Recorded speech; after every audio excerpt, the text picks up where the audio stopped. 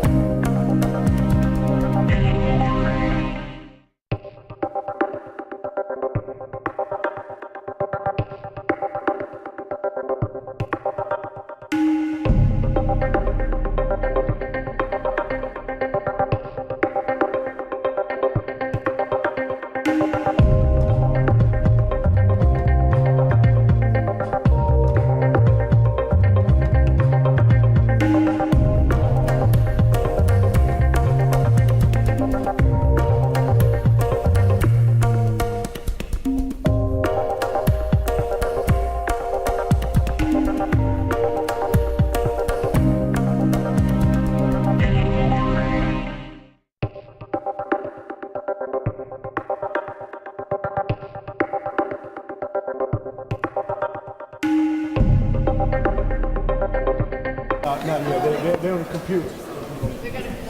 Chairman mentioned all those who I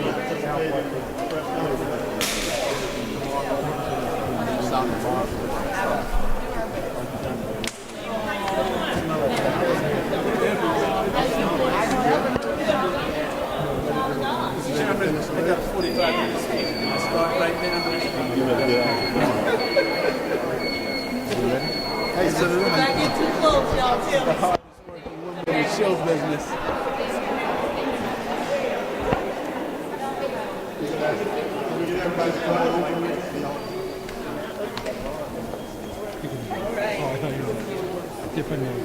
We're going to get started, so everyone, please come up on the steps. And we're going to have can't be more than 30 minutes now. We got to go back up. I keep one in my pocket. Oh, I know that. The hearing, but first, we got to finish the HOA. And it's going to only take 30 minutes to do the HOA. Hey there, Ms. Clark. Ms. Cannon. You going to speak? I was just speaking. Okay. I'm sorry. Let me speak. All right. All right.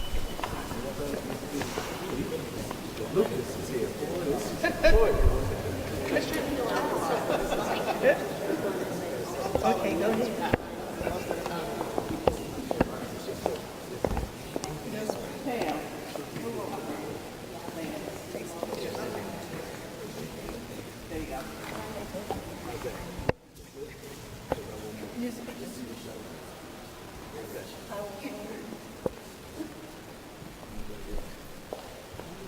Good afternoon, and thank you all for coming and being a part of this pinnacle moment that is a powerful moment for the nation.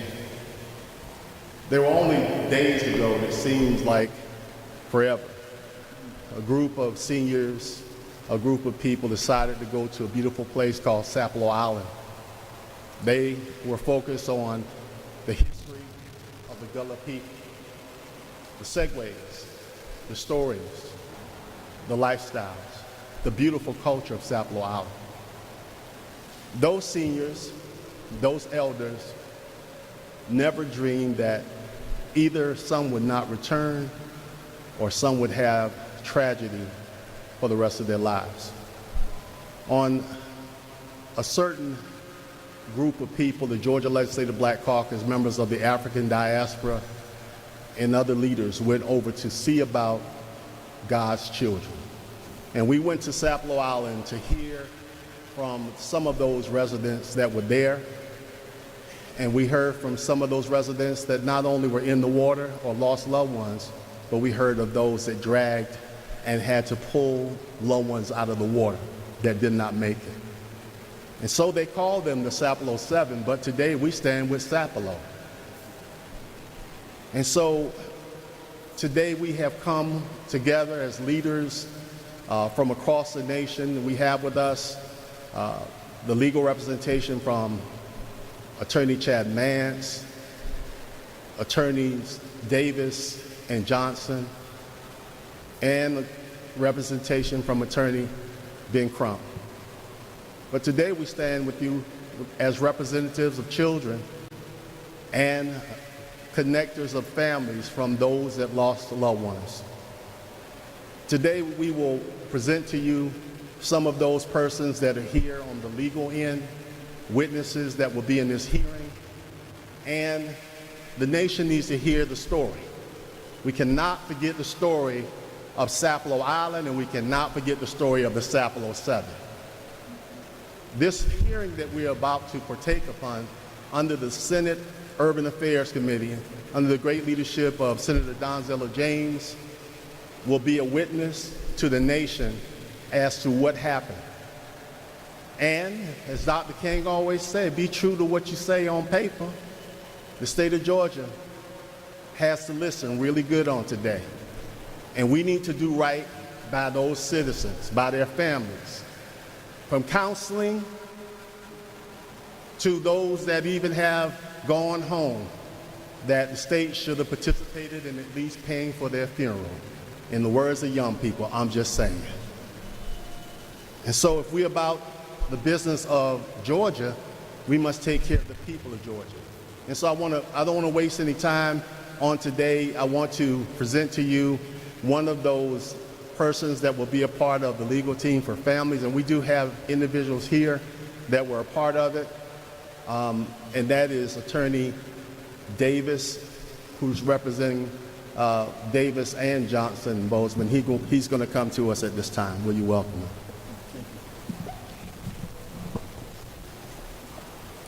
Thank you, Chairman, and thank you to our courageous elected officials who stand here for not just the Sapelo 7, but for the entire state. This is a tragedy that impacts the entire state, the entire country.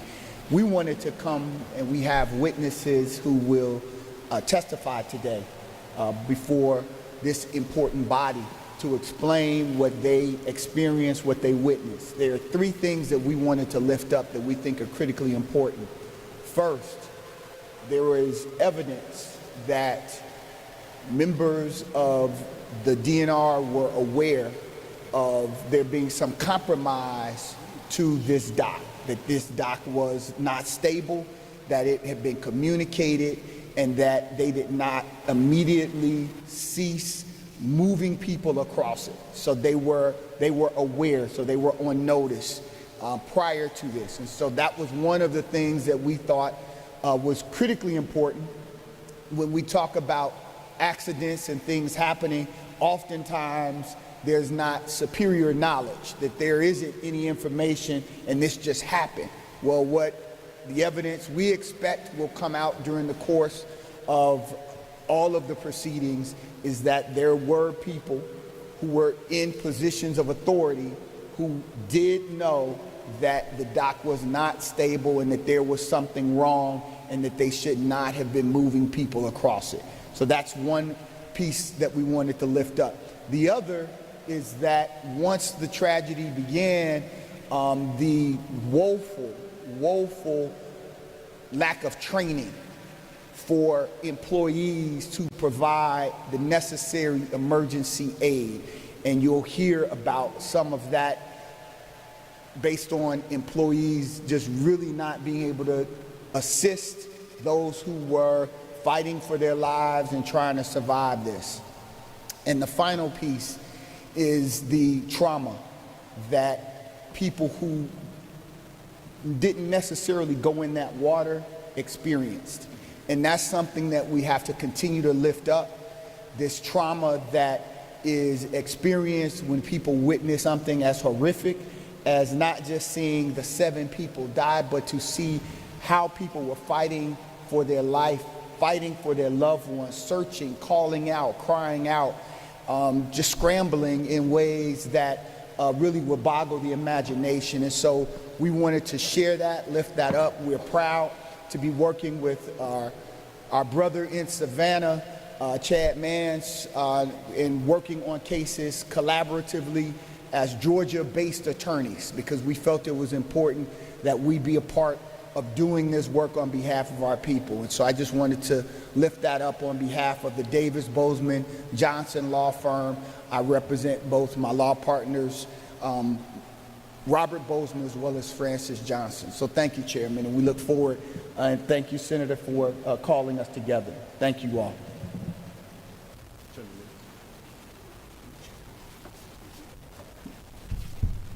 First, I want to acknowledge the courageous Georgia Legislative Black Caucus, the largest black caucus of legislators in the entire world. Thank you for having the vision, the courage, and the integrity to stand up not just for the Sapelo 7, but for Sapelo Island.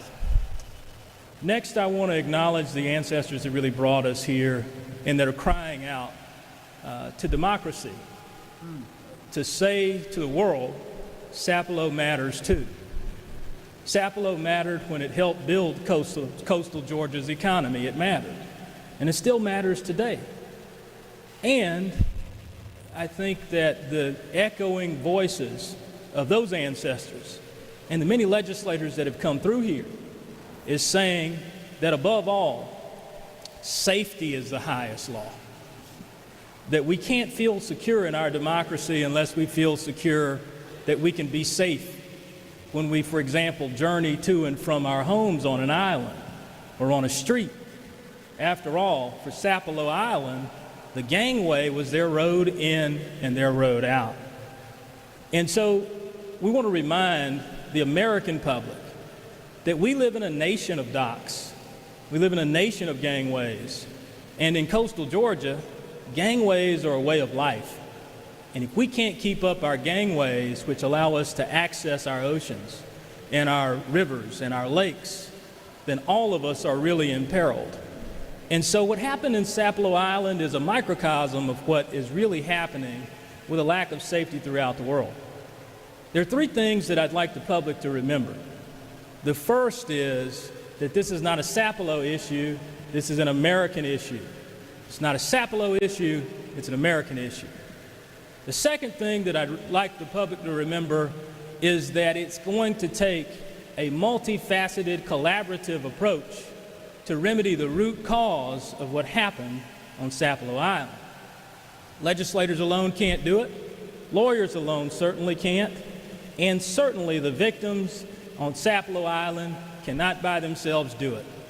Instead, the public is going to have to cause this to emerge to the fore, stay at the fore, and result in systemic, broad-based change.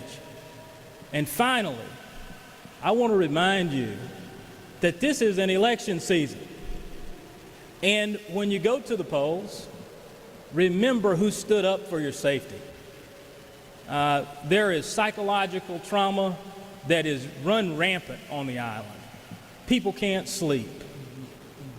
And pain might wake them up at night. But I think all of that is a reminder from our ancestors across the aisle that if we don't protect Georgians, we can't protect Georgia. So I want to thank the courageous delegation for having the audacity to hope that we can have a safer Georgia. Because without a safer Georgia, we can't have a safer democracy. Thank you very much. God bless you and Godspeed.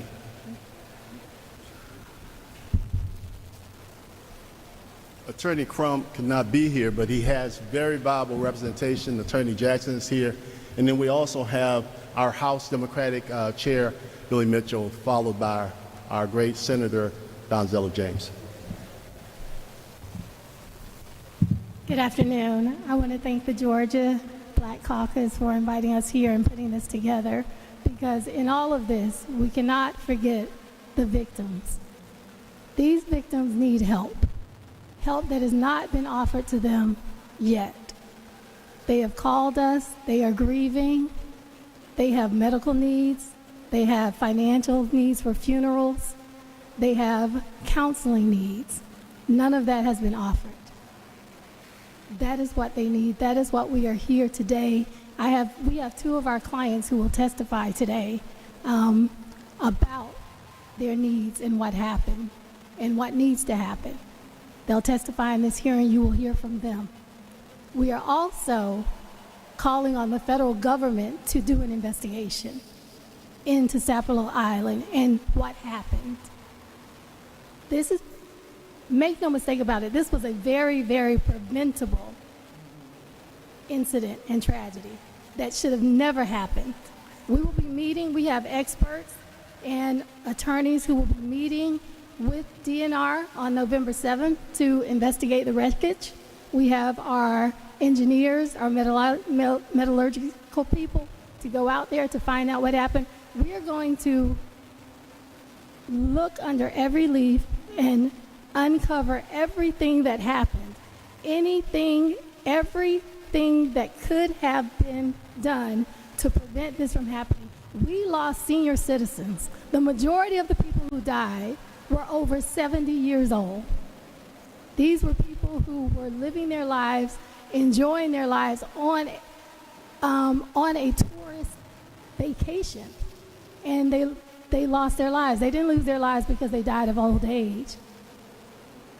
They died because of a failure, and that's a failure that we must remedy. And in the meantime, while we're waiting to remedy that failure, we need to make sure that the people who did survive have the resources that they need to be able to function. and at least try to get over some of the trauma that they had to endure by pulling their loved ones out of the water, by seeing them drown, by having to let go. You'll hear from one of our clients who actually had to let go of her uncle, Mr. Thomas, who died. You'll hear from her today. These are real people that need help, and we're calling on the state of Georgia to help them.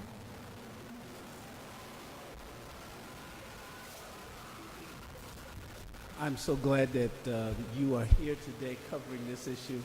The more that this issue is covered, the less likely you might be subject to this kind of incident.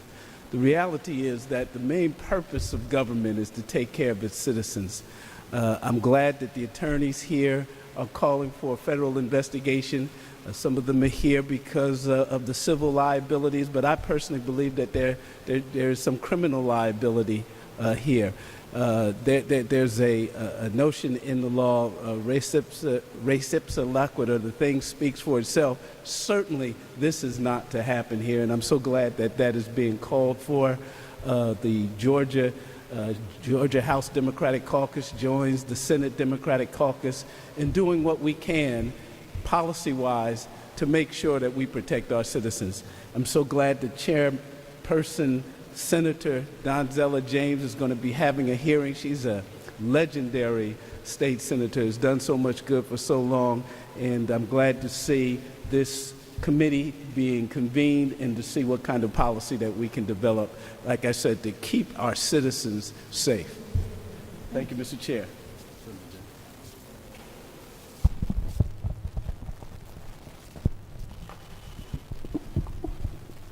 Let's see if I can do this.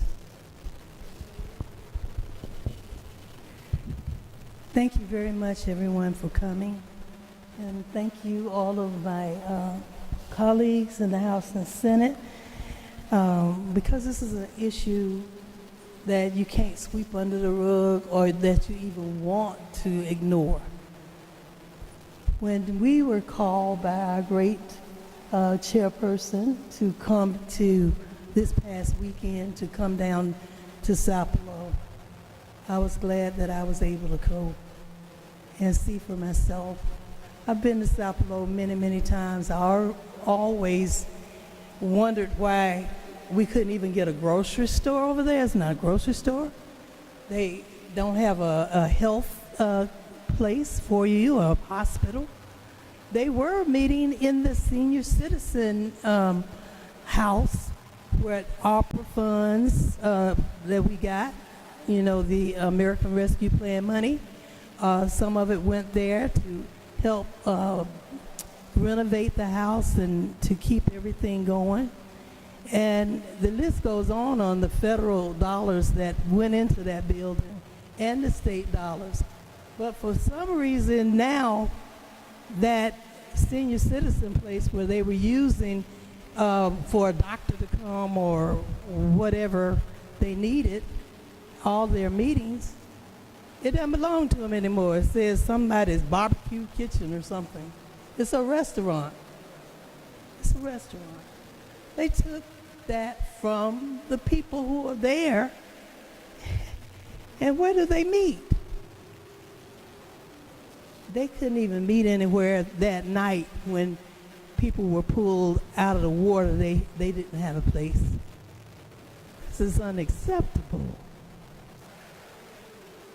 And while we're talking about it, let's get them a grocery store over there and a whole lot of things, like, for example, the people are not here yet who are going to speak upstairs in room 450 shortly. They're not here yet, but they left on the first ferry. You have to ride on the ferry and they had to drive here from there. So they have not arrived yet because of the traffic between near Savannah all the way here.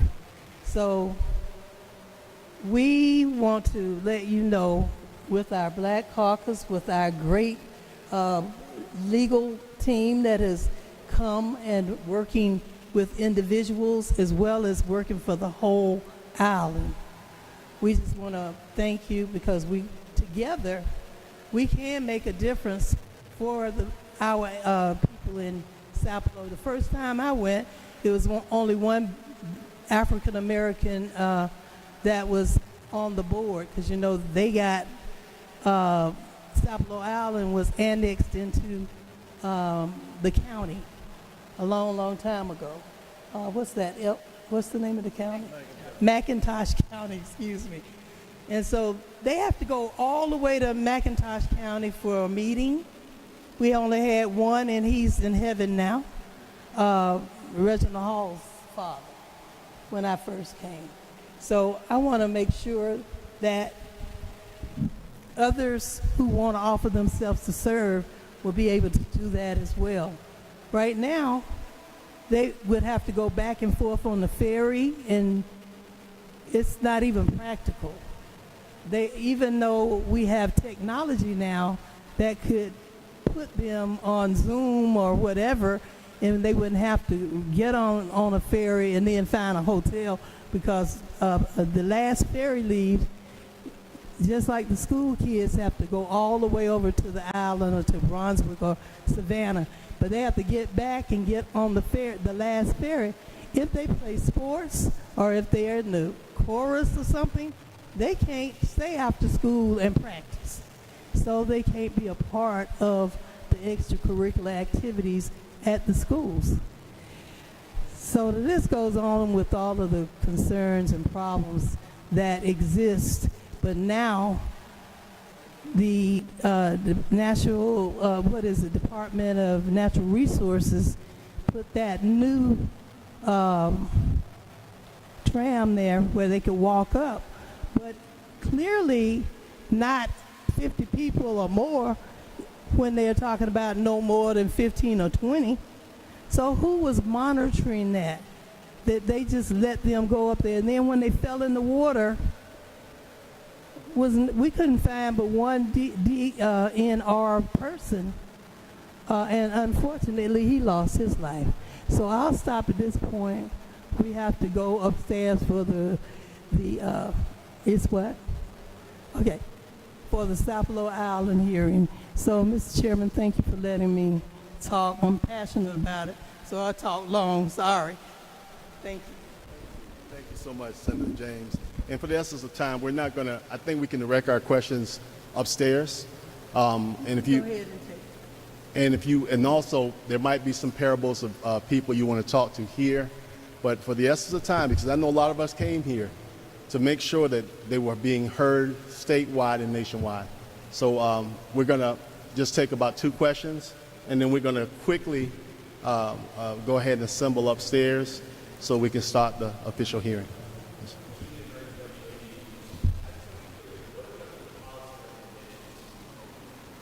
That is why we're doing this hearing, to follow the yellow brick road. There are things that we feel, there are things that we've seen, but we feel that if we follow the recommendations of the Senate Urban Affairs Committee, that is a viable step forward, and to hear these testimonies go on record, and to hear the people of Georgia that will respond. There were a lot of other people that were not able to get their story told. So our prayers today are those people that have signed up, that they will do so. Following this hearing, we will follow the guidance of the committee, the Senate Urban Affairs Committee, and then we will move forward with suggestions of the legal team as well.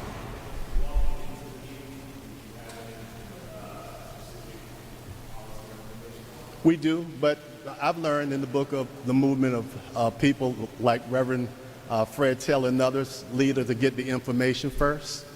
Make sure we have everything that we need to make an intelligent decision. And so we want to be very thorough. We don't want to point fingers to the left or right. In some ways, the evidence is right there in front of us, blatant and plain. But we want to make sure we follow the process with this hearing.